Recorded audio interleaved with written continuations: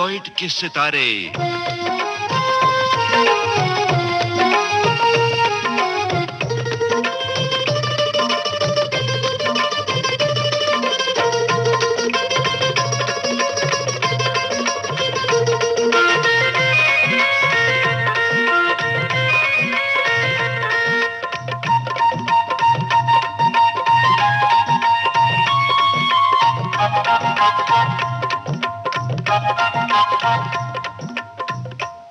दोस्तों, सेल्यूलॉइड के आज के हमारे सितारे हैं अभिनेता शेखर सुमन। आपसे बातचीत की है कमल शर्मा ने। सभी सुनने वालों को कमल शर्मा का नमस्कार। दोस्तों, अभी जब मैं स्टूडियो आ रहा था तो किसी दोस्त ने कहा कि साहब आप बड़े टेंस दिख रहे हैं। मैंने कहा हाँ, सब बातें कुछ ऐसी है। आज स्टूडियो में जो साहब आ रहे हैं उनका नाम शेखर सुमन है, तो बोले कि आज तो उन्होंने ड्राई क्लीन कर देना आपको बिल्कुल, और उनके बाउंसर आपको मिलेंगे। तो मैंने कहा हमारी भी फील्डिंग की जमावट है, 2 स्लिप 1 गली, तो ऐसी कोई बात नहीं है, पूरी तैयारी के साथ में जा रहे हैं। फिर भी बोले कि आप ज़रा अपना ध्यान रखिएगा। तो बहरहाल दोस्तों, वही शख्सियत जिन्हें आप फिल्मों के माध्यम से जानते हैं, टेलीविज़न के माध्यम से जानते हैं, आज के बहुत ही लोकप्रिय सितारे हैं टेलीविज़न के, हमारे स्टूडियो में इस वक्त मौजूद हैं, उसी प्रोग्राम में जिसका नाम है सेल्यूलॉइड के सितारे। शेखर जी, बहुत बहुत स्वागत है हमारे इस प्रोग्राम में, विविध भारती के स्टूडियो में। बहुत बहुत शुक्रिया मुझे बुलाने का। इसी रफ्तार से बोलेंगे क्योंकि वो कई बार लगता है कि इतनी रफ्तार से कैसे बोल लेते हैं आप। कि धीमी गति से चलने वाला वो जो मुहावरा अब मेरे ख्याल से खुद धीमा पड़ गया है कि slow and steady wins the race. आज जिंदगी में आगे बढ़ने के लिए दौड़ लगाना बहुत जरूरी है, रफ्तार बहुत जरूरी है, क्योंकि रफ्तार के साथ साथ बहुत सारी खामियां जो हैं वो छिप जाती हैं। और यही वजह है कि मैं अपने खामियां छिपाने के लिए हमेशा तेज बोलता हूं, ताकि लोगों को कुछ समझ ही नहीं आया कि मैं बोल क्या रहा हूं। बहरहाल, ये जो आपकी फिल्म की दुनिया की तरफ जो दौड़ थी, ये कब शुरू हुई? फिल्म की दुनिया की दौड़ शुरू हुई थी 25 सितंबर 1985 को फिल्म उत्सव से। शशि कपूर जी की फिल्म, जिसमें मुझे मौका दिया गया था बड़े बड़े कलाकारों के साथ काम करने का, जिसमें गिरीश कर्नाड जी निर्देशक थे फिल्म के, रेखा जी हीरोइन थी, और बाकी बहुत सारे कलाकार थे, शशि कपूर जी खुद थे।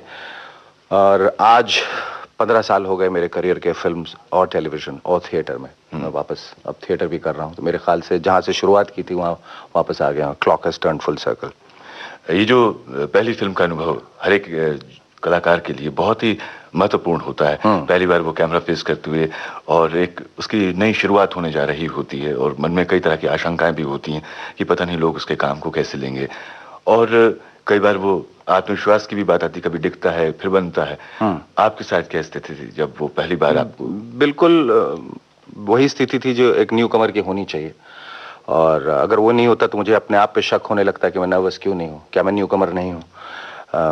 और पहली फिल्म जब रेखा जैसी मंजी हुई अभिनेत्री के साथ हो तो डर कुछ ज़्यादा होता है। ये दूसरी बात थी कि चूंकि मेरा एक रंगमंच का बैकग्राउंड रह चुका है, इस वजह से वो डर जो है वो नर्वसनेस में बाहर नहीं दिखा रहा था। लेकिन सच्चाई ये है कि उत्सव मेरे लिए एक एसिड टेस्ट वाली फिल्म थी, जिसमें मुझे किसी भी सूरत किसी भी हाल में अच्छा करना ही था। और दुर्भाग्यवश या सौभाग्यवश कह लीजिए, मेरे पहले दिन का सीन ही रेखा जी के साथ था, और प्रणय दृश्य था, तो इसलिए मैं काफ़ी कांपा हुआ सा था, को सहमा हुआ सा था, डरा हुआ सा था। लेकिन फिर भी उस पर काबू पाते हुए जब मैंने सीन किया तो रेखा जी ने अचानक मुड़ के गिरीश कर्नाड की तरफ देखा और बोले, पर गिरीश ये तो न्यू कमर है, ये तो जरा भी डरे हुए नहीं है, क्या बात क्या है? बोले कि नहीं, वो सारा दिन वो तकिए के साथ प्रैक्टिस कर रहे थे, पूरा डर उन्होंने निकाल लिया है। तो मेरे ख्याल से मैं जब वो फिल्म में काम नहीं कर रहा था, जब काम शुरू करने से पहले मैंने एक मेरी मनस्थिति ये थी कि मुझे अच्छा करना है, क्योंकि मेरे ऊपर बहुत बड़ा दायित्व था, जिम्मेदारी थी। गिरीश कर्नाड जी ने मुझे चुना था, इतना बड़ा मौका दिया था, तो उस दायित्व को निभाने की जिम्मेदारी थी। और पूरा प्रोत्साहन मुझे रेखा जी की तरफ से और गिरीश कर्नाड जी की तरफ से, शशि कपूर जी की तरफ से मिला, और कहीं कोई दिक्कत नहीं आई फिल्म में काम करते वक्त। उस सब जो आम जो भारतीय सिनेमा की जो कहानियां होती या फिल्में होती, उनसे कुछ हटकर वो फिल्म थी, और बावजूद इसके बहुत अच्छा उसका सब्जेक्ट था, उसमें बहुत काम लोगों ने बड़ा अच्छा किया, उसका संगीत भी बहुत अच्छा था। उसकी कामयाबी वैसी नहीं हो पाई। हाँ, कामयाबी इसलिए नहीं हो पाई मेरे ख्याल से, एक तो फिल्म बहुत ज़्यादा डिले हो गई थी, क्योंकि शशि कपूर जी की जो पत्नी बीमार पड़ गई थी, और फिल्म को 1 साल के बाद रिलीज़ हुई। दूसरी बात, लोगों ने कुछ गलत उम्मीदें भी फिल्म उत्सव से लगा के रखी हुई थी, जो उस फिल्म में नहीं थी। प्रणय दृश्य थे, उससे ज्यादा कुछ पता नहीं किस किस्म की उम्मीद लगाई थी। संगीत बहुत अच्छा था। दूसरी बात, मेरे ख्याल से जो क्लासिकल फिल्म्स जो यहाँ होती हैं और जो पीरियड फिल्म्स होती हैं, उसके लिए अभी तक दर्शक जो हैं वो ठीक तरह से उभर के नहीं आए।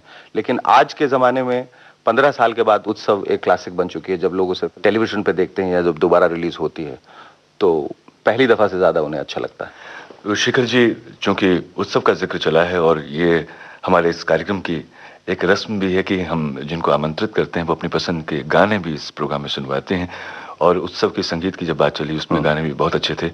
आप क्यों नहीं इस फिल्म का एक गाना हमारे जरूर, मैं अपनी जिंदगी का पहला गाना जो सुरेश वाडकर जी ने गाया है, सांझ ढले गगन तले। सांझ ढले गगन तले,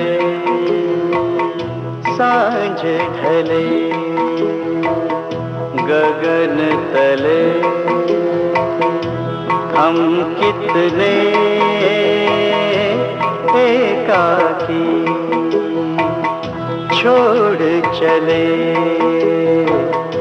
नैनों को किरणों के पाखी। सांझ ढले गगन तले, हम कितने एकाकी।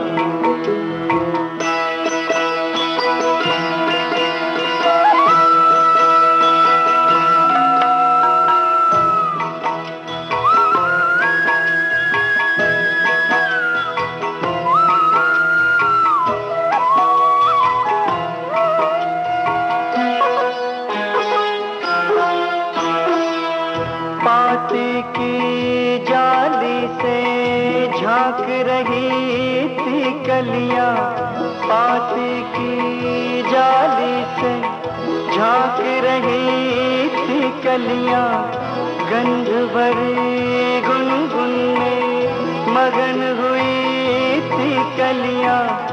इतने में तुम्हें धसा सपनी ले नैनों में, कलियों के आंसू का कोई नहीं साकी छोड़ चले नैनों को किरणों के पाखी। सांझ ढले गगन तले, हम कितने एकाकी।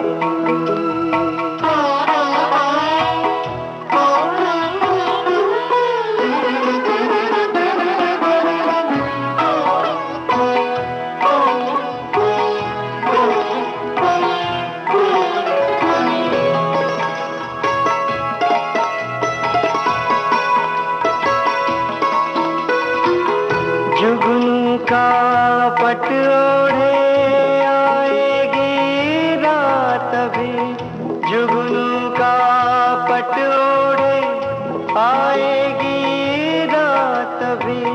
निशिगंधा के सुर में कह देगी बात सभी, निशिगंधा के सुर में कह देगी बात सभी। कपता है मन जैसे डाली अम्बुआ की, छोड़ चले नैनों को किरणों के पाखी। सांझ ढले गगन तले, हम कितने एकाकी। अब मैं ये जानना चाहूंगा कि पैदाइश कहाँ हुई आपकी, बचपन कहाँ बीता, पढ़ाई लिखाई कहाँ हुई? पैदाइश कहाँ हुई तो ये तो मुझे याद नहीं, बहुत छोटा था उस वक्त, लेकिन मुझे बताया जाता है कि मैं पटना में पैदा हुआ था, तो मैं वही उसी विश्वास के सहारे आगे बढ़ रहा हूँ। पटना जैसे छोटे शहर में पला बड़ा, पिताजी डॉक्टर हैं और घर में सब लोग पढ़े लिखे, और सब लोगों की यही इच्छा थी कि मैं भी पढ़ लिख के कुछ आगे कुछ कोई ब्यूरोक्रेट बनूं या आईएएस ऑफिसर बनूं, लेकिन पता नहीं मन में ये प्रबल इच्छा क्यों थी कि मैं एक कलाकार बनूं। कहाँ से ये इच्छा उत्पन्न हुई, कहाँ ये इच्छा बड़ी हो गई, कहाँ ये उन्हीं की कोई दवाई सशक्त हो गई। उन्हीं की कोई दवाई खा के तो नहीं? उन्हीं की दवाई का कोई गलत असर हो गया। मेरे ख्याल से कोई जेनेटिक फॉल्ट था, मेरे ख्याल से कोई परदादा या कोई दादा में से किसी की ये जरूर इच्छा रही होगी और वो जीन से पास होता हुआ मेरे पास आ गया। बहरहाल इसका साइड इफेक्ट आप पे नजर आया? हाँ बिल्कुल। अच्छा। बिल्कुल साइड इफेक्ट ही है, इसलिए मेरा अभिनय भी साइड में चला गया। सबसे अच्छी बात यह है कि परिवार में कभी किसी को इस बात का संकोच नहीं हुआ या कभी कोई रुकावट नहीं आई कि मुझे कलाकार बनना, बल्कि पूरी तरह से मुझे प्रोत्साहित किया गया कि अगर मैं कलाकार बनना चाहता हूं तो मेरे ख्याल से इस क्षेत्र के प्रति मुझे काम करना चाहिए। और यही वजह है कि मैं फिर रंगमंच से जुड़ा, दिल्ली में आके Shri Ram centre for art and culture graduation करने के बाद दिल्ली यूनिवर्सिटी से मैं इस इंस्टीट्यूशन से जुड़ा। और चाहे वो मेरे पिता हों, माँ हो, दोस्त हों, सबका यही था कि मैं जहाँ कहीं भी रहूं, जो कुछ भी करूं, अच्छा करूं। और ये मेरे ख्याल से ईश्वर की अनुकंपा थी कि मेरे करियर की शुरुआत उत्सव जैसी फिल्म से हुई। खैर आप तो अच्छा नहीं, बहुत अच्छा कर रहे हैं। और जब किसी को लेके कुछ बैठते हैं, उसका इंटरव्यू करने लगता है, उसको कुछ कुछ होने लगता है। मेरा खास तौर से अब आपके सबसे जो पॉपुलर शो है उस पर आना चाहते हैं। फिल्मों की बात फिर से एक बार और करेंगे, लेकिन ये जो शो है आपका, खास तौर से ये एक विदेशी शो भी है, जे लेनो का। मैं समझता हूँ उससे ज्यादा इंस्पायर्ड है। नहीं, ये गलत धारणा है, क्योंकि जे लेनो जो है वो डेविड लेटरमैन से इंस्पायर्ड थे। डेविड लेटरमैन जो है वो जॉनी कार्सन से इंस्पायर्ड थे। लोगों को सिर्फ आधी और अधूरी बातें मालूम है। और हमेशा ये देखा जाता है कि ये जो मैं फॉर्मेट कर रहा हूँ, ये पूरी दुनिया में, न सिर्फ अमेरिका में, जहां कहीं भी किया गया उसी तरीके से किया जाता है। जे लेनो कौन है ये मुझे प्रोग्राम करने के बाद पता चला। तो जहां तक उनसे इंस्पायर्ड होने का सवाल है, मैं उनसे इंस्पायर्ड अब हो रहा हूं जब मुझे बताया गया वो कौन है। नहीं, क्योंकि उनके प्रोग्राम, अब एक समय था कि जब हमारे पास उस तरह की सुविधा नहीं थी या विदेशी चैनल्स देखने की सुविधा नहीं थी। अब चूंकि हमारे सामने, तो कई बार ऐसा लगता है कि जैसे उसमें भी आप स्टैटिक फिल्म दिखाते हैं और वो सिर्फ होंठों से हाँ, लेकिन फॉर्मेट ही वही है। अगर चाहे वो बहुत सारे जो ऐसे शोज हैं और कोई उसके ऐसे 15-20 शोज हैं, सबका फॉर्मेट यही रहता है। और ये चूंकि पर्सोना ड्रिवन शो है, इसलिए अगर गैग्स भी अगर सेम हो, अगर बैठने का तरीका और सोफे का कलर भी अलग हो, ये पूरा शो निर्भर करता है कि वो जो इसे पेश कर रहा है वो किस किस्म का इंसान है, वो कितना बढ़िया बकता है या कितना बढ़िया बकता है मेरे जैसे। बहरहाल आपकी हाजिर जवाबी जो है उसके सब कायल हैं। हम आपसे ये पूछना चाहेंगे कि उसमें स्क्रिप्ट पे कितना काम होता है और क्या आप वहां पर शो के दौरान भी इम्प्रोवाइज करते हैं चीजों को? अब मेरे ख्याल से ये प्रोग्राम चलता है इस वजह से है क्योंकि इसमें बहुत ज्यादा स्पॉन्टेनिटी होती है, बहुत ज्यादा उसी वक्त सोच के बोलने वाली जो बात है, जो दर्शकगण देख सकते हैं और महसूस कर सकते हैं। क्योंकि लिखी हुई बात आप कितनी भी अच्छे तरीके से कर लें तो वो लिखी हुई बात लगती है। बहुत कुछ जो शुरू में मैं बोलता हूँ वो स्क्रिप्टेड रहता है, लेकिन उसको मैं अपने तरीके से इंटरनलाइज करके उसमें बहुत सारी एड लिबिंग करके इम्प्रोवाइज करके अपने तरीके से बोलता हूँ। इंटरव्यूज खास करके जो होते हैं उसका कोई खाका नहीं होता। इंटरव्यू ये होता है कि हम बैठ जाते हैं, हमने कहा कि हम अब बतियाते हैं, जो सूझ गया। अच्छा, वैसे सूझबूझ की दाद देता हूँ बिल्कुल। लेकिन एक चीज जो है सवाल मन में बार बार आता है, कुरेदता है, वो ये कि ये जो प्रोग्राम है सेलिब्रिटीज के लिए है, वो मतलब क्रीम को बुलवाते हैं, बाकी लोग को आप सेपरेटा समझते हैं क्या? देखिए, बुलाने का जहां तक सवाल उठता है, बुलाने का काम तो मेरा है नहीं, क्योंकि ये प्रोग्राम मेरा नहीं है, मैं एक परफॉर्मर हूँ शो में। जैसे कि आप बता रहे थे कि ये जो है इसमें आप होस्ट के रूप में आते हैं, लेकिन बाकी जो निर्णय हैं वो किसके होते हैं? इसका सारा दारोमदार किसको बुलाना है वो चैनल वालों पे है, किसको नहीं बुलाना है इसकी जिम्मेदारी मेरी। अच्छा। ये बताइए, इस प्रोग्राम में सबसे मजा कब आया, किससे बातचीत करके आपको? बहुत सारे लोग हैं, किन किन का कोई, मैं 1000 लोगों से बात कर चुका हूं, पर कुछ नाम जो उभर के आते हैं वो हैं जाकिर हुसैन साहब हैं, किरण बेदी हैं, गोविंदा हैं, शाहरुख खान हैं, महेश भट्ट साहब हैं, महमूद साहब हैं, पुलिस कमिश्नर्स आ चुके हैं। ये बहुत सारे लोग जो हैं वो अलग अलग क्षेत्र से आते हैं, उनका अलग अलग मजा है। पर मैंने कहा कि मेरा जो पूरा इंटरव्यू जो है उस पर डिपेंड करता है कि सामने वाला कैसा है। और ये लोग जो हैं, मैंने कहा कि एक मैच तभी अच्छा होता है जब दोनों खिलाड़ी अच्छे हों। तो ये वो उन खिलाड़ियों की बात कर रहा है जो मेरे साथ बहुत अच्छा खेले। तो शेखर जी, आप तो अलग अलग फील्ड के लोगों से मिलते हैं, उनसे मुलाकात होती है आपकी, उसमें कलाकार हैं, लेखक आते हैं, गायक आते हैं। बिल्कुल। और जब हम एक आदर्श उसकी बात करते हैं, खासतौर से पर्सनैलिटी की, हमारा कोई ना कोई आदर्श होता है। किसी इंसान की क्या खूबी आपको बहुत ज्यादा अपील करती है? उसकी ईमानदारी, उसकी सच्चाई।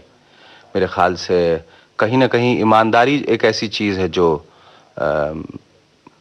छुपाई नहीं छुपती।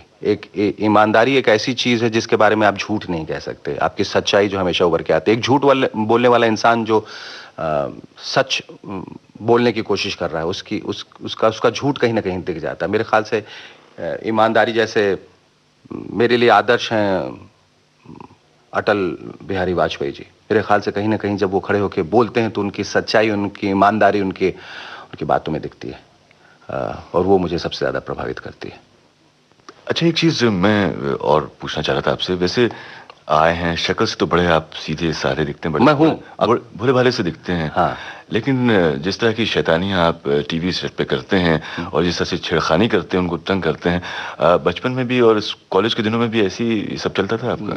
चलता था, लेकिन जो मैं आप पर्दे पे देखते हैं वो सिर्फ एक छवि है, एक छलावा है, एक भ्रम है। वो चूंकि मुझे ऐसा करना है और ऐसा करने का मुझे आदेश दिया गया है, इसलिए मैं एक पात्र निभा रहा हूँ। लेकिन आपको मजा तो आता होगा उसको? वही कह रहा हूँ मैं, मजा आने का भी पात्र निभा रहा हूँ। हाँ जी। ये बात नहीं है कि मैं वो जो कर रहा हूँ सिर्फ वही करने में मुझे अच्छा लगता है। मुझे अपनी भूमिका, जैसा मैंने कहा, जितना मजा मुझे उत्सव करने में आया उतना ही मजा मुझे अनुभव करने में आया, या जो मैंने नेगेटिव रोल किए थे 2 पति परमेश्वर या नाचे मयूरी में, उतना ही। मेरे ख्याल से कलाकार के लिए ये जरूरी है कि वो किस किस्म का पात्र निभा रहा है, और अगर उस पात्र में अगर वो फब रहा है, पात्र में अगर लोग उसे पसंद करें तो ये उसकी कामयाबी है। इसका मतलब ये नहीं कि वो उस तरह से है जिस तरह से वो दिखता है। शेखर जी, जब शोहरत और दौलत दोनों चीजें इंसान के पास में आती, कामयाबी आती है, तो जिंदगी में सब कुछ उत्सव ही हो जाता है। पूरी जिंदगी उत्सव धर्मी हो जाती है। उत्सव के बाद फिर से हम वहां ही जाना चाहेंगे। उत्सव के बाद फिर कौन कौन सी फिल्में आपने की? ढेर सारी फिल्में की, लेकिन उनमें अनुभव थी, नाचे मयूरी थी, पति परमेश्वर थी, त्रिदेव थी, तेरे बिना क्या जीना थी। बहुत सारी फिल्में की, कुछ अनाम फिल्में की, कुछ गुमनाम फिल्में की। मुझे बतौर अभिनेता हमेशा ऐसा लगता था कि एक कलाकार के लिए सिर्फ एक अच्छी स्क्रिप्ट बहुत जरूरी है। बाद में उन गलतियों के बाद इस बात का एहसास हुआ कि एक स्क्रिप्ट के साथ एक अच्छे निर्देशक और एक अच्छे प्रेजेंटेशन की बहुत जरूरत है फिल्म में। तो मैंने बहुत सारी गलतियां की फिल्मों में, और जिसका भुगतान भी मुझे करना पड़ा, लेकिन मुझे कोई मलाल नहीं है, कोई दुख नहीं है इस बात का, क्योंकि ये पूरा जो जिंदगी का सफर है, ये पूरे अच्छाइयों और बुराइयों से, गलतियों से, उन गलतियों को सुधारने से भरा पड़ा है। गलती आप करेंगे तभी आपको अपनी अच्छाइयों का, अपनी प्रतिभा का एहसास होगा। वैसे आपने भुगतान की बात की थी। कुछ भुगतान जो हैं, जैसे कि आपने बताया, उनका मलाल होता है और कुछ का बिल्कुल नहीं होता। संगीत भी ऐसे ही है। तो एक गाने का भुगतान करिए।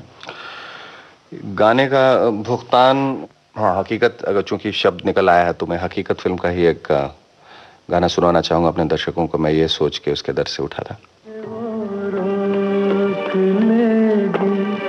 मना लेगी मुझको,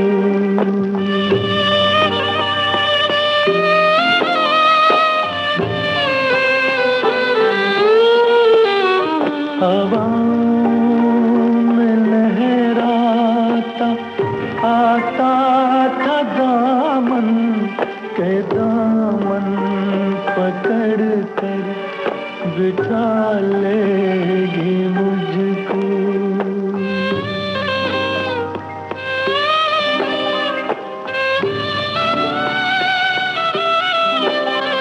कदम ऐसे अंदाज से उठ रहे थे कि आवाज देकर बुला लेगी मुझको।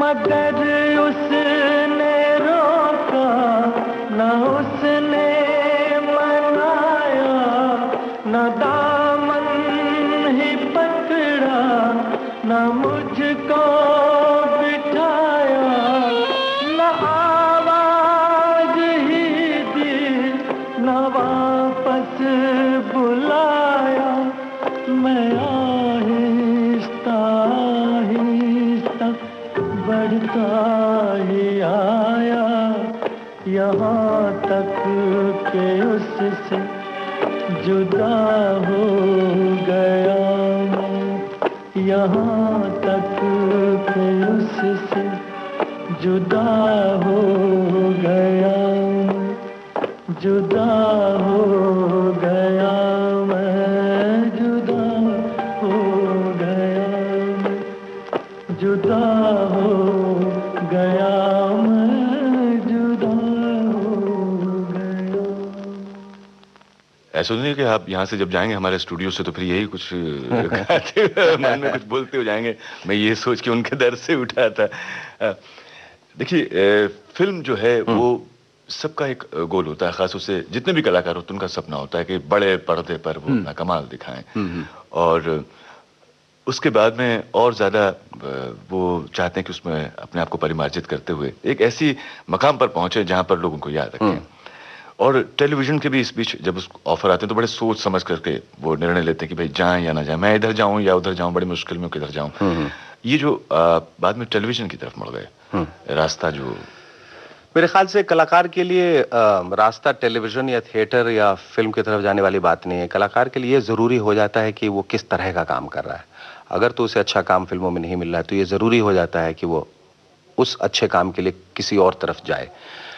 तो ये रास्ता जो है वो अच्छे काम की तरह, न कि टेलीविजन की ओर या थिएटर की। अगर उसे अच्छा काम अगर फिल्मों में मिलता और तो शायद कहीं जाने की जरूरत नहीं पड़ती, लेकिन अगर अच्छा काम टेलीविजन और फिल्म दोनों जगह मिल रहा है और थिएटर में मिल रहा है तो उसे उसके लिए जरूरी हो जाता है कि वो हर जगह काम करे। कलाकार के लिए अपने आप को री इन्वेंट करना, हर रोज एक नए तरीके से अच्छा काम करना बहुत जरूरी है।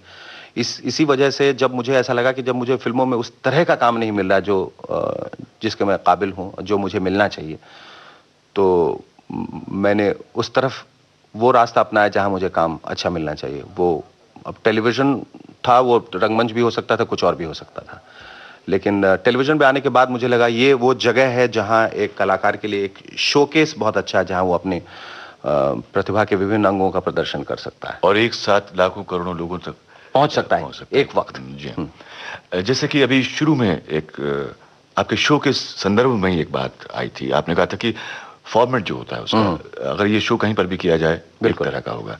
लेकिन जब हम इंडियन सिनेमा की बात करते हैं और खासतौर से आज की फिल्मों की बात करते हैं तो कई बार ये एहसास होता है उनको देखते हुए, आप एक फिल्म देखिए दूसरी देखिए, सबका ऐसा लगता है कि एक ही तरह का फॉर्मेट है, एक ही तरह की कहानी है, संगीत भी उसी तरह का है। आपको लगता है कि ये जो हमारी फिल्मों के लिए कितनी भलाई की बात है उनके लिए, ये इससे उनका भविष्य आपको बहुत ज्यादा घातक नहीं लगता है? मेरे ख्याल से हिंदी फिल्मों का भविष्य बहुत पहले से अंधकारमय हो चुका है। 10-15 साल पहले से जब से एक प्रथा चली है कि अब एक ही लीग पर एक ही तरह की फिल्म बनानी है, तो दुर्भाग्यवश फिर सबको मजबूरन उसी तरह से काम करना पड़ता है, चाहे वो संगीतकार हों या वो गायक हों या अभिनेता हों। एक ही तरह के फिल्मों के, एक ही तरह के टाइटल्स, एक ही तरह का अभिनय, एक ही तरह के कपड़े, एक ही तरह का मेकअप, एक ही तरह का अंदाज बोलने का। ये मेरे ख्याल से एक दुर्भाग्य की बात है। कहीं ना कहीं किसी को एक कोशिश करने की ज़रूरत है कि वो अलग किस्म की फिल्म बनाए, और इसकी बहुत सारी जिम्मेदारी दर्शकों पे भी है कि ऐसे फिल्मों को वो नकारे जो एक जैसे दिखते हैं।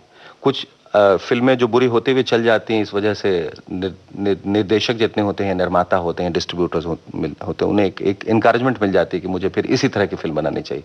तो कहीं ना कहीं ज़्यादा जिम्मेदारी मुझे ऐसा लगता है दर्शकों पर, उन्हें इस तरह की फिल्मों को नकारना चाहिए, और तब कहीं जाके जो है सूरज की पहली किरण जो है वो, या आशा की पहली किरण है, वो दिखने वाली। वरना कि हम आज के ज़माने में, आज के दौर में जो फिल्में बन रही हैं वो बिल्कुल एक चित्रहार बन के रह गई। ऐसा लगता है जैसे मैं अभी ये प्रोग्राम कर रहा हूँ, ऐसा लगता है एक लाइन के बाद एक गाना आने वाला है। लेकिन क्या है कि ये भी हमारे श्रोताओं की डिमांड है, और मैं समझता हूँ कि कम से कम जो गाने आप सुनवा रहे हैं उस लिहाज से उनका टेस्ट इतना ज़्यादा ख़राब भी नहीं है, और ना बिल्कुल नहीं, बिल्कुल नहीं। तो अब गाना फिर से हो जाए, गाने की बात चलिए तो मेरा एक बहुत ही पसंदीदा गाना है, हम आज कहीं दिल खो बैठे। पुरानी फिल्म है अंदाज, जिसमें पहली और आखिरी दफ़ा दिलीप कुमार साहब और राज कपूर साहब साथ आए थे नरगिस जी के साथ।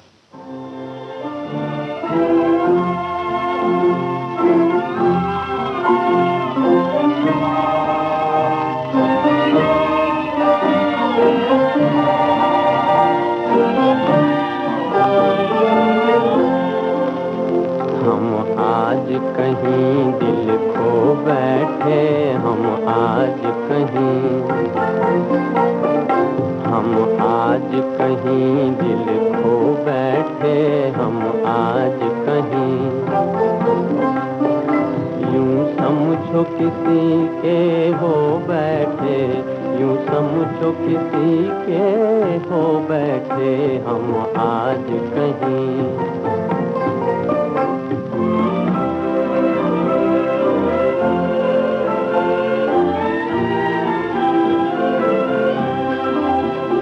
हर दम जो कोई पास आने लगा, हर दम जो कोई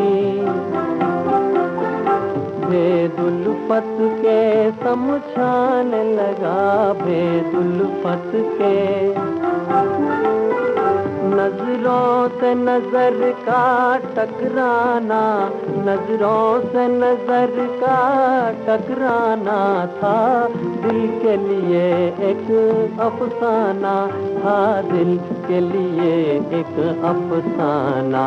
हम हाथों को दिल से धो बैठे, यूं समझो किसी के हो बैठे हम आज कहीं।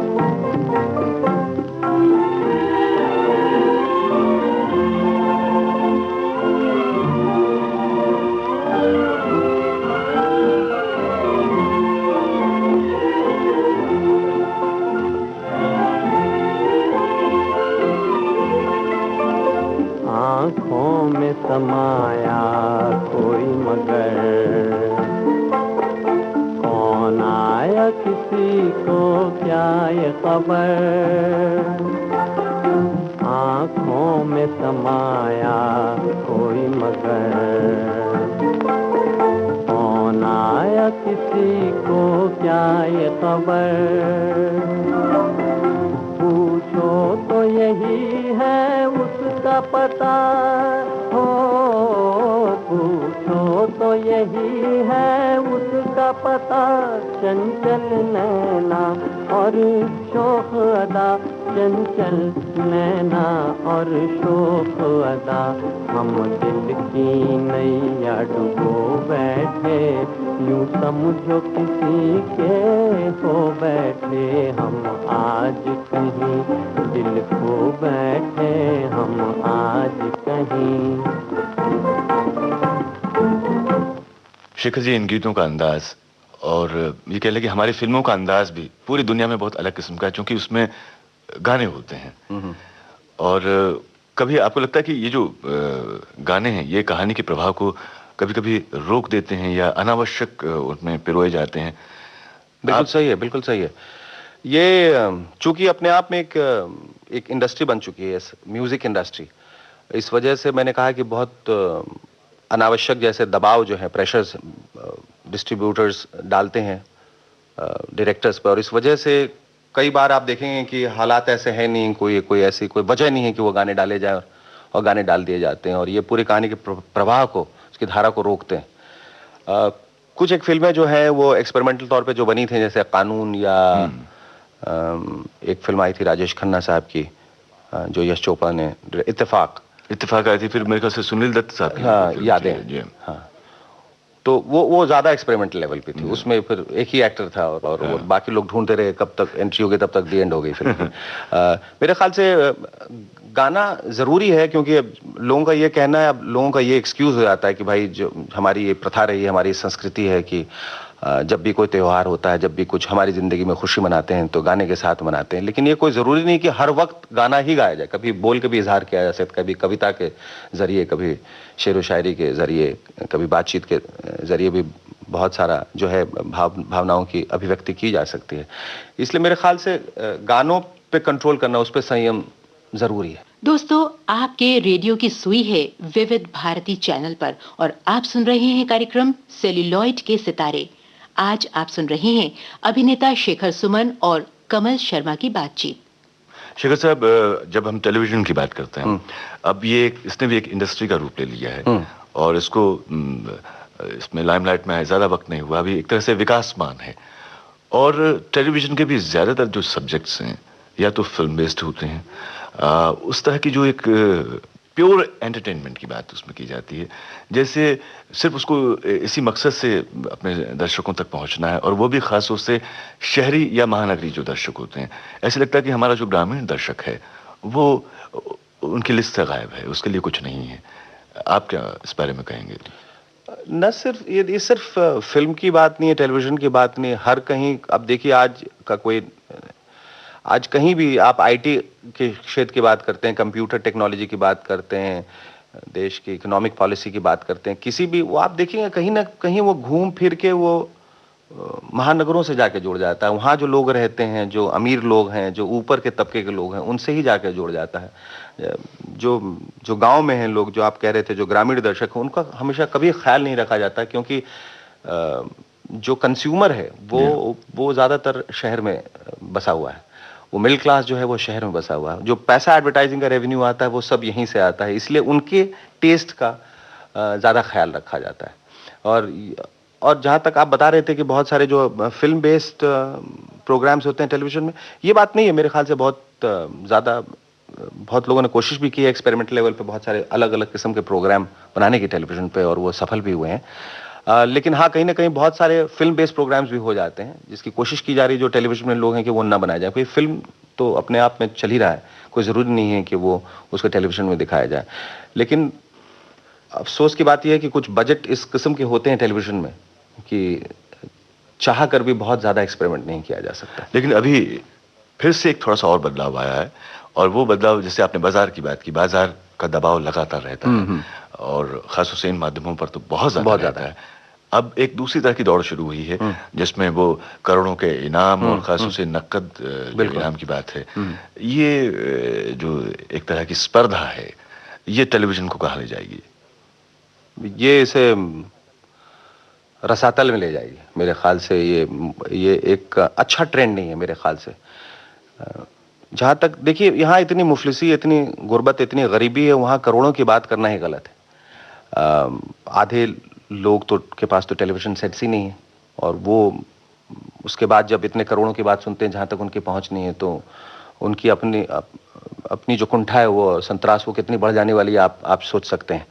दूसरी बात, ये फिर एक तरीके से गैम्बलिंग को बढ़ावा देने वाली बात भी है, कि मतलब कई प्रोग्राम ऐसे हैं कि जिनका ये पूरा ध्येय है कि तुम जीतोगे कैसे नहीं, तुम्हें जीत के ही जाना है, पैसे हमें देने हैं, चाहे तुम गलत बोलो सही बोलो, हम तुम्हें रास्ता दिखाएंगे, बस सही तो बोलो, पूछ के आओ, हम बैठे हैं, हम इंतजार कर रहे हैं। तो पहले प्रोग्राम तक फिर भी सही है, लेकिन इसके बाद जो दूसरे टेलीविजन चैनल्स और दूसरे प्रोग्राम जो उसकी नकल करने की कोशिश कर रहे हैं, वो गलत है। और मेरे ख्याल से टेलीविजन हो या फिल्म हो, ये कंटेंट पे ज़्यादा ध्यान देना चाहिए, कहानी पर। ये पैसों की दौड़ के लिए तो कैसीनोज तो हैं ही, उसको टेलीविजन में नहीं लाना चाहिए मेरे ख्याल से। तो अब वापस गाने की तरफ आते हैं, संगीत की दुनिया की तरफ। कौन सा गाना आपका? हम दिल दे चुके सनम का वो गाना बहुत दिनों के बाद मुझे अच्छा लगा। हिंदी फिल्मों में ये गाना, चांद छुपा बादल में, मेरे ख्याल से एक ऐसा गाना है जो बरसों तक लोगों को याद रहेगा। चांद छुपा बादल में, शर्मा के मेरी जाना,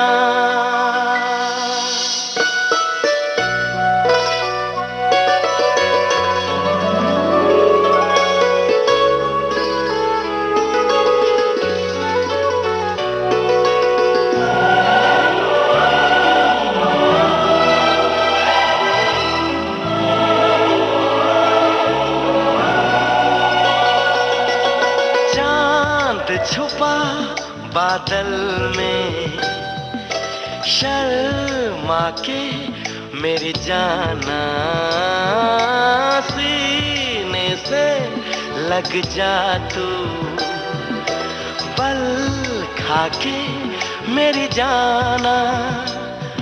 गुमसुम सा है, गुपचुप सा है, मदहोश है, खामोश है ये समा, हाँ ये समा कुछ और है।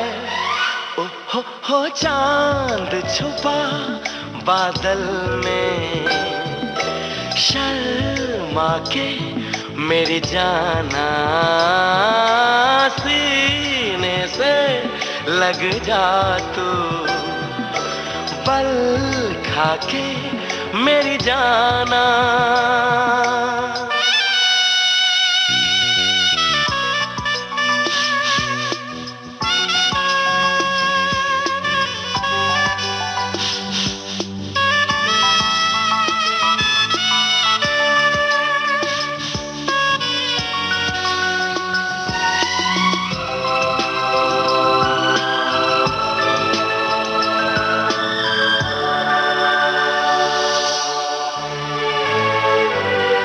नजदीकियां बढ़ जाने दे।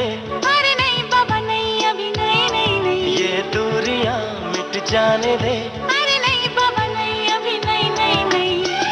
दूर से ही तुम जी भर के देखो। तुम ही कहो कैसे दूर से देखूं। चांद को जैसे देखता चकोर है। गुमसुम सा है, गुपचुप सा है, मदहोश है, खामोश है ये समा। हाँ ये समा कुछ और है। हो चांद छुपा बादल में, शर्मा के जाने जाना। सीने से लग जा तू, पल खाके मेरी जाना।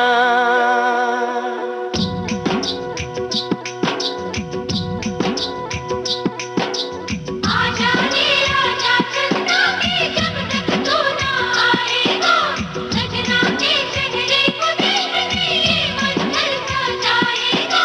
नाना चंदा तू नहीं आना, तू जो आया तो सनम शर्मा के कहीं चला जाए ना। आजा रे आजा चंदा, तू लाख दुआएं पाएगा। नाना चंदा तू नहीं आना, वरना सनम चला जाएगा।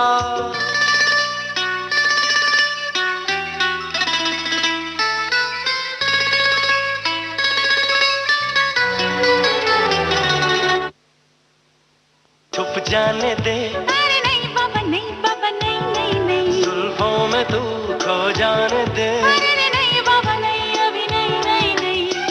प्यार तो नाम है सब्र का हमदम। वो ही भला बोलो कैसे करें हम। सावन की राह जैसे देखे मोर है। रहने भी दो, जाने भी दो, अब छोड़ो ना, मुंह मोड़ो ना। ये समा कुछ और है।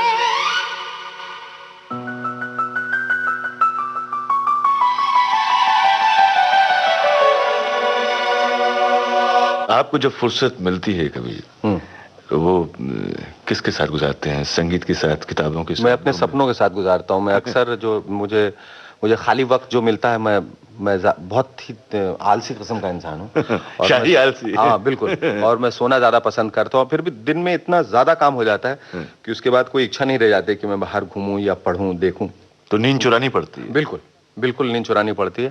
थोड़ा वक्त मिलता है, मैं टेलीविजन जरूर देखता हूँ घर आके, और अपने आप को देखता हूँ कि आज कितना बुरा काम किया। दूसरों का काम देखता हूँ कि उन्होंने आज कितना अच्छा काम किया। और मेरे ख्याल से कहीं ना कहीं एक होड़ ये रहती है कि आपको कल से अच्छा काम करना है। इसके लिए बहुत ज़रूरी होता है कि आप रोज़ का अपना काम देखें।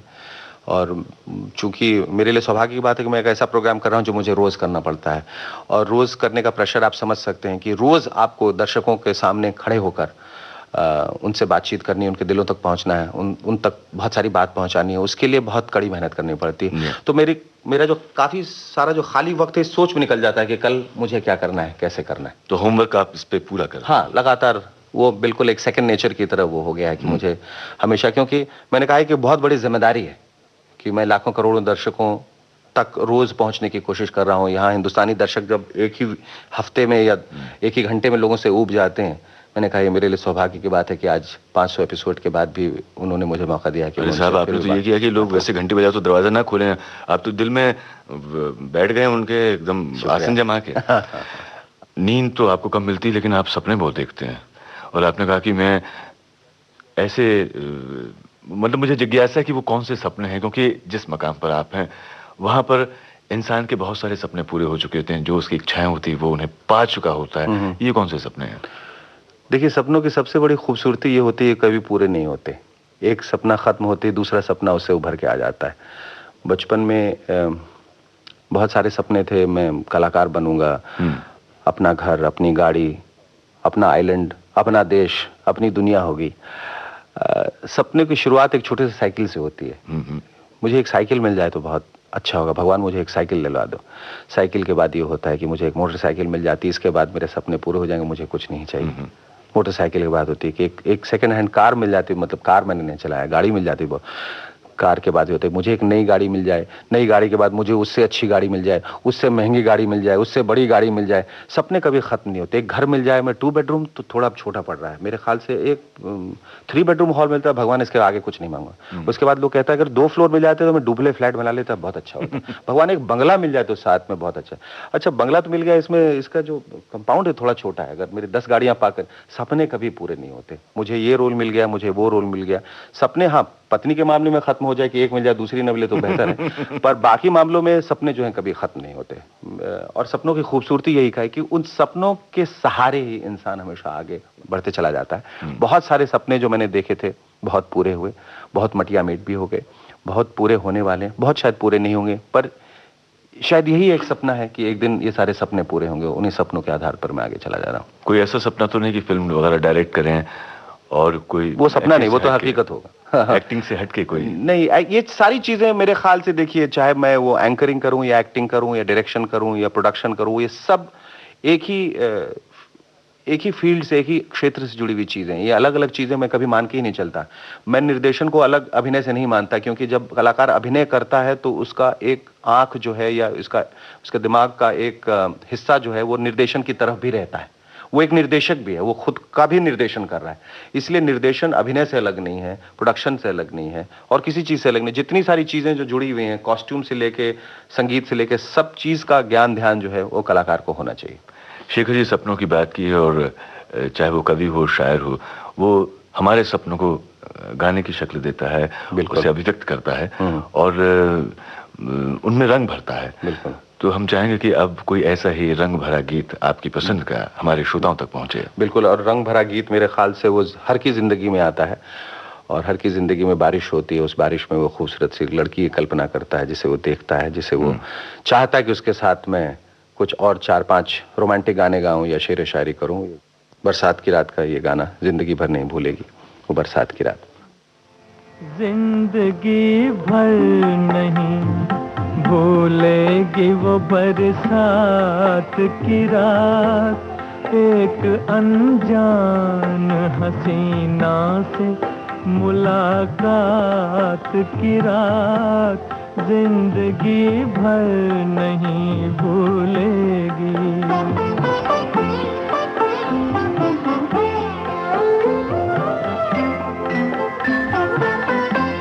हाय वो रेशमी जुल्फों से बरसता पानी, हाय वो रेशमी जुल्फों से बरसता पानी, फूल से गालों पे रुकने को तरसता पानी, दिल में तूफान उठाते हुए, दिल में तूफान उठाते हुए जज्बात की रात, जिंदगी भर नहीं भूलेगी।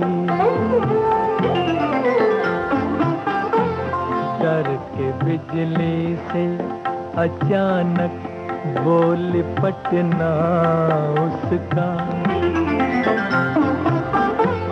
और फिर शर्म से बल खा के सिमटना उसका, कभी देखी ना सुनी ऐसी हो, कभी देखी न सुनी ऐसी तिलिस्मात की रात, जिंदगी भर नहीं भूलेगी।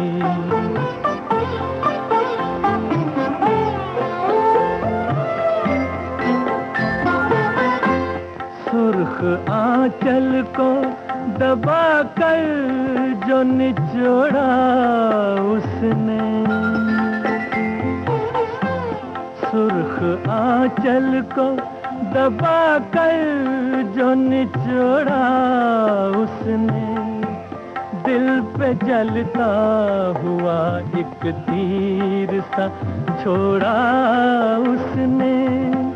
आग पानी में लगाते हुए, आग पानी में लगाते हुए हालात की रात जिंदगी भर नहीं भूलेगी।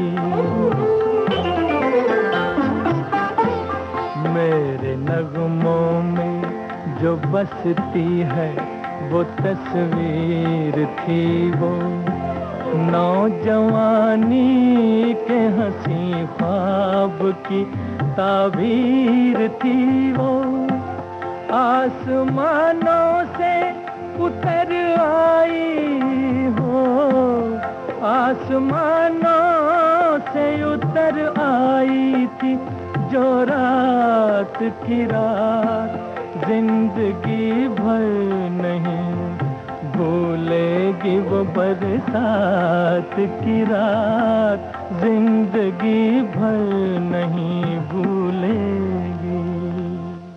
बहरहाल खबर मिली है कि वैसे ये जग जाहिर है, लोगों को पता है कि आप एक और फिल्म की तैयारी में जुटे हैं, काम कर रहे हैं, कुंदन शाह साहब की फिल्म है। इसके बारे में कुछ बताइए। हाँ, मैंने कहा कि एक सुई जो 12 बजे से शुरू होकर वापस दोबारा 12 बजे पे आती है, एक पूरा सर्कल कंप्लीट करती है। जिंदगी में बहुत सारी चीज़ें ऐसे होती हैं जो वहाँ से जहाँ से आपने शुरुआत की थी वापस उधर ही आती हैं।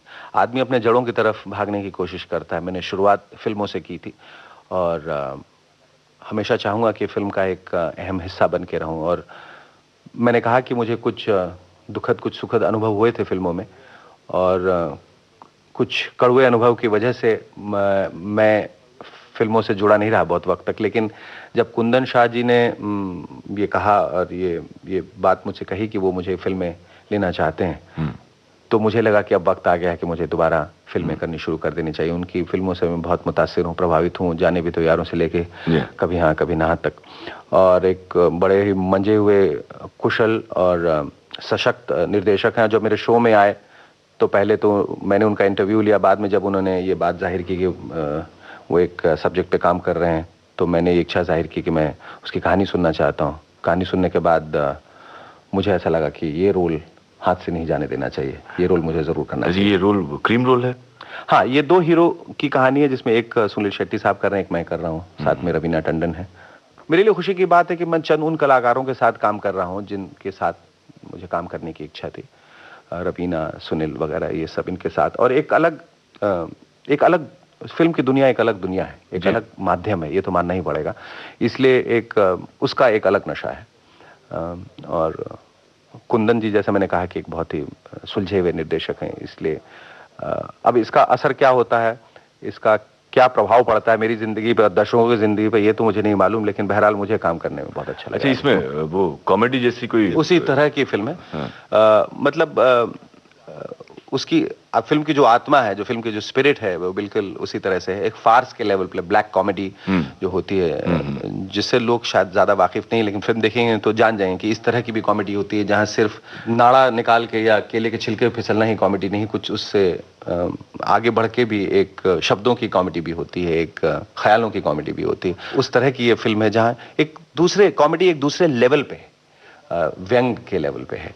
और वही मजा जो जाने भी दो यारों में लोगों ने देखा था, उम्मीद करते हैं कि इस फिल्म से भी लोगों को एक दूसरी तरह का मजा मिलेगा। मेरा ज्ञान इसमें अधूरा है और मैं चाहूंगा कि आप मेरा ज्ञान बढ़ाइए कि इसकी शूटिंग शर्टिंग सब शुरू हुई।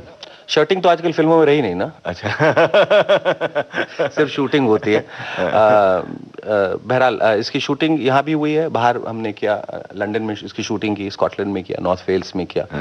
आजकल क्या है, जब कोई गाना होता है तो उसका एक शब्द जो है अमेरिका में शूट होता है, दूसरा आई लव यू का आई अमेरिका में होता है, लव स्कॉटलैंड में होता है और यू हिंदुस्तान में होता है। तो इसी दौर से मैं भी गुजर रहा हूँ। मेरे ख्याल से कलाकार के लिए जरूरी है कि वो हर दौर से गुजरे। अब प्यार का ग्लोबलाइजेशन हो गया उसका। बिल्कुल। अच्छी बात है। तो अब फिर से गाने की तरफ लौटा जाए। गाने की आपकी आरजू है तो फिल्म आरजू का ही गाना मैं सुना देता हूँ आपको, बेदर्दी बालमा।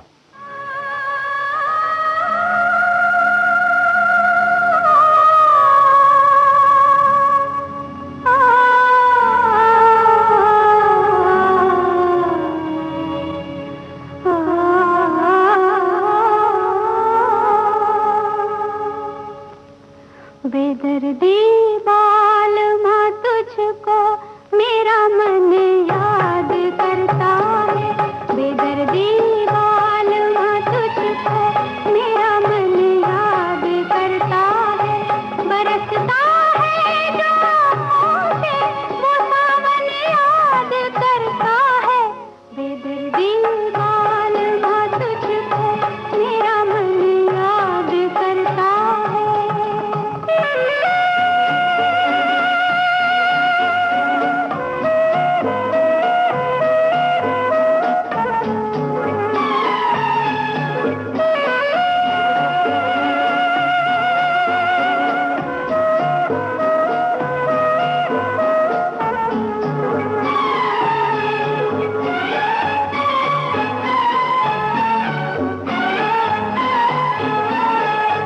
कभी हम साथ गुजरे जिन सजीली राह गुजारों से,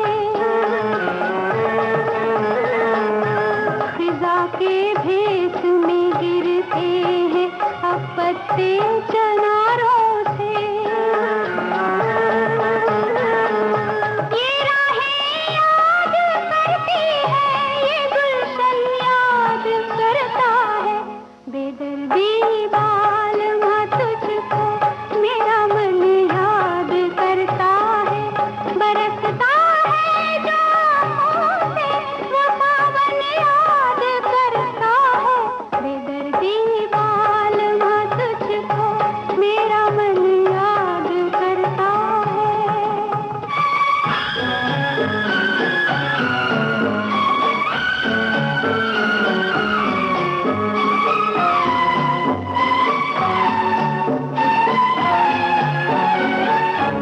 कोई झोंका हवा का जब मेरा आंचल उड़ाता है, गुमा होता है जैसे तू मेरा दामन हिलाता है, कभी चूमा था जो तूने वो दामन याद करता है, बेदर्दी बालमा तुझको मेरा मन याद करता है, बरसता है जो आँखों से वो सावन याद करता है, बेदर्दी बालमा तुझको मेरा मन याद करता है। कौन कौन सी जगह आपको भारत में पसंद है, भारत के अलावा बाहर के मुल्कों में? भारत में सबसे ज्यादा पसंद तो मुझे जाहिर है पटना बहुत पसंद है, क्योंकि वहीं पला बड़ा हूँ, वहीं की मिट्टी से जुड़ा हूँ, वहीं के जड़ों में लिप्त हूँ, और जो कुछ भी मैंने सीखा है ये सब बिहार की देन है। मेरे ख्याल से जब भी मुझे छुट्टी होती है, जब भी कहीं जाने की इच्छा होती है, हॉलीडे की बात जब चलती है, तो सबसे पहले तो मैं पटना जाना चाहता हूँ। वहाँ कौन कौन है? वहाँ सब लोग हैं, माँ हैं, बाबूजी हैं, चाचा चाची वगैरह, मित्र मंडली पुरानी सब लोग वहीं जमे बैठे हैं। फिर दिल्ली शहर से मैं जुड़ा, इसलिए दिल्ली भी मुझे पसंद है, लेकिन चूंकि कर्म क्षेत्र जो है वो मुंबई है, मुंबई से बाहर जाने के बाद कुछ दिनों के बाद, चाहे मैं कहीं हूँ, चाहे अमेरिका हूँ या लंदन हूँ या स्विट्जरलैंड हूँ या स्कॉटलैंड हूँ, एक हफ्ते से ज़्यादा नहीं रह सकता। मुझे मेरे कुछ है ऐसा, कुछ यहाँ के फिजा में और यहाँ के वातावरण में कुछ ऐसा असर है कि आदमी यहीं वापस आना चाहता है। बुलावा आया है, भारत ने बुलाया है? मुंबई ने बुलाया है। अच्छा, मुंबई ने बुलाया है। तो जब लोग आपका शो देख के मन बहलाते हैं, आपकी फिल्में देख के मन बहलाते हैं, लेकिन एक आर्टिस्ट उसका भी दिल होता है, वो भी अपना पर आप मुझे इतना फुर्सत में क्यों देखना चाहते हैं? ओके, उसके लिए तो मेरी शुभकामनाएं आपके साथ हैं। भाई थोड़ी सी तो फुर्सत मिलनी ही चाहिए। बिल्कुल बिल्कुल। और जब वो आपके पल आपके हाथ में आते हैं, शायद वो भी चुराने पड़ते होंगे आपको, तो क्या करते हैं? मैं ज्यादा वक्त जो है अपने परिवार के साथ गुजारना चाहता हूँ, और ऐसा कुछ नहीं करता हूँ जो जनता को मैं बता नहीं सकूं। अगर लेकिन यह है कि आज भी मैं पत्नी का हाथ पकड़कर बैठकर कुछ रोमांटिक गाने गाता हूँ हर रोज आके, हर रोज। अच्छा। हाँ, बगैर नागा। और बेटे को कह देता हूँ कि तुम पढ़ाई में ध्यान दो, कंप्यूटर पे बैठो। मेरे ख्याल से जिंदगी में रफ्तार की जो बात हमने शुरू में की थी, वो रफ्तार इतनी तेज हो गई है कि जरूरी होता है कि उस रफ्तार से निकल के अपने जो निकट के जो लोग हैं, आपकी जो पत्नी हैं, बच्चे हैं, माता पिता हैं, उनके साथ वक्त गुजारा जाए। तो कॉलेज के दिनों में खास तौर से जब ऐसे मौके आते हैं, गैदरिंग होती, सोशल गैदरिंग, तब भी बड़े जोर शोर से तैयारी की जाती है। बिल्कुल। और कुछ खास लोगों को इम्प्रेस करने के लिए भी गाने गाए जाते हैं। बिल्कुल। तो उस मौके पर आप इस तरह की एक्टिविटीज में पार्टिसिपेट किया करते थे, गाने वगैरह गाया करते थे? हाँ, बिल्कुल गाता था। और मैंने बचपन से ये सोच के रखा होता कि जिस दिन मेरी महबूबा मिलेगी, प्रेमिका, मैं उसे ये गाना जरूर सुनाऊंगा। और वो मैंने बाकायदा उनको सुनाया भी, अभी सुनाता। तुम अगर मुझको न चाहो तो कोई बात नहीं, तुम किसी और को चाहोगी तो मुश्किल होगी। तुम हंसी हो, तुम्हें सब प्यार ही करते होंगे, मैं जो मरता हूँ तो क्या और भी मरते होंगे। सबकी आंखों में इसी शौक का तूफान होगा, सबके सीने में यही दर्द उभरते होंगे। मेरे गम में ना करा हो, मेरे गम में ना करा हो तो कोई बात नहीं, तो कोई बात नहीं। शर्मा जी के गम में करा होगी तो मुश्किल होगी, तुम किसी और को चाहोगी तो मुश्किल होगी। वाह वाह वाह। और शायद ये जनता को भी आपने मैसेज दे दिया है कि तुम किसी और को चाहोगी तो मुश्किल होगी। बिल्कुल, तुम किसी और को चाहोगे तो मुश्किल होगी। बिल्कुल। हम जरूर आपको चाहते रहेंगे, प्यार करते रहेंगे, और सच में आप बहुत अच्छा प्रोग्राम करते हैं। और ऐसा है कि शुभकामनाएं देते हैं आपकी एक तो आने वाली फिल्म के लिए, और यही कहेंगे कि आप ऐसे ही नए नए शिखरों को छुएं, बुलंदियों को छुएं, खूब नाम कमाएं, सफल रहें। हमारी ओर से, तमाम सुनने वालों की ओर से, विविध भारती की ओर से बहुत बहुत धन्यवाद। आपका और विविध भारती का एक बार फिर से बहुत बहुत शुक्रिया। सेल्यूलॉइड के सितारे, आप सुन रहे थे अभिनेता शेखर सुमन से कमल शर्मा की बातचीत। इस कार्यक्रम को आप तक पहुंचाने में प्रस्तुति सहयोग उषा मेहता ने दिया, और विविध भारती की ओर से इसे आपके लिए प्रस्तुत किया शकुंतला पंडित ने।